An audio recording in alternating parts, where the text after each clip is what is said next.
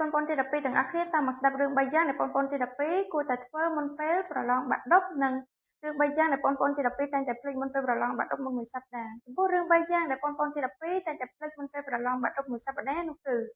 ភ្លេចពិនិត្យមើលឈ្មោះនិងលេខតុឲ្យបានគ្រប់ជ្រុងជ្រោយភ្លេចត្រៀមប័ណ្ណសម្គាល់ខ្លួនបិចនិងបន្តឲ្យបានគ្រប់គ្រាន់ភ្លេចសិក្សាអំពីផ្លូវទៅមណ្ឌលប្រឡងជៀសវាងភាពកកស្ទះ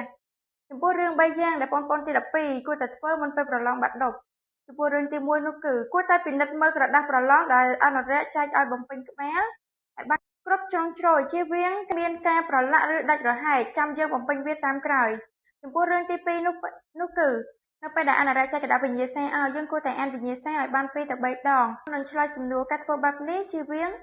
ការសាងកំហុសជាច្រើនសារនិងធ្វើឲ្យយើងសន្សំពិន្ទុបានច្រើនចំពោះចំណុចទី3នៅសល់ពេលវេលា10នាទីចុងក្រោយកុំទាន់ប្រគល់ក្រដាសវិញ្ញាសាឲ្យទៅអនុរិយគួរតែពិនិត្យមើលលេខសំណួរចម្លើយនិងទំព័រឲ្យបានត្រឹមត្រូវការធ្វើបែបហ្នឹងជួយឲ្យយើងសន្សំពិន្ទុកាន់តែច្រើននិងទទួលបានពិន្ទុកាន់តែល្អ